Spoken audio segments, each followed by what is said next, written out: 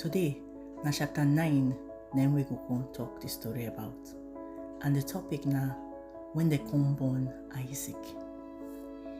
When Abraham come reach 100 years, and Sarah come reach 90 years, Sarah come carry belle, he come born pikin, just the way God tell them say they go born pikin when the angels come visit them before.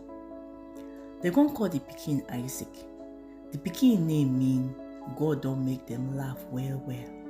And anybody wey they laugh them before will come laugh with them now.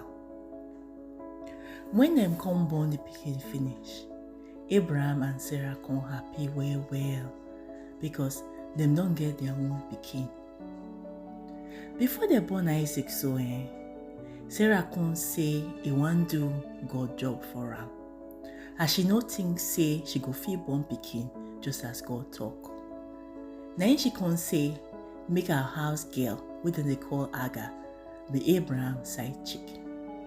Because of that, Agar come carry belle, he come born pikin, they come call am Ishmael. They come dey stay together with them Sarah. But as Sarah come born her own pikin, she no come like make Agar and her pikin dey stay with them again.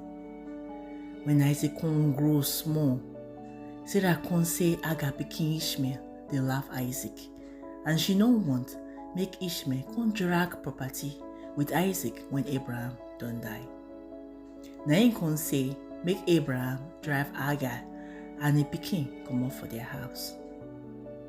When Abraham come hear wetin she talk so, he no come happy at all to drive them comot, but he won't make Sarah happy. When God come see say Abraham no dey happy at all, he come tell am say make he no worry say this Agar and the pikin, he go take care of them. Because of that, for morning time, Abraham come carry Agar and Ishmael, he come say make they comot for their house. Now he come give them only one bag of water and food, make them take waka they go desert side. When Agar and Ishmael come dey waka for inside desert side, all their water come finish. Now they come dey cry because they don't know wetin dem go do again. All their water don't finish, and for desert, water no dey. She come put the pikin for ground, say make he lie down for there because she don't know what she could do, make the pikin just die. Say she no want to see the pikin make she die. As them come dey cry, God come hear from heaven say them dey cry. Now he come send angel, say make angel go meet them. Make go tell them say make them no fear at all. Say God don't hear the pikin dey cry. He come say make she carry the pikin comot for ground jore because the boy no be small pikin.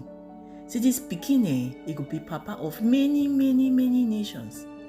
Now he go come open her eye, say make she see well where they for near am, well full with water. Now she come carry her pikin, the two of them come waka go well, they come go drink water, come start to dey feel better.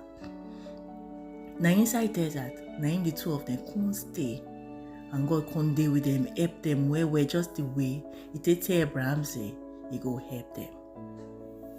That's how the story come end. Thank you.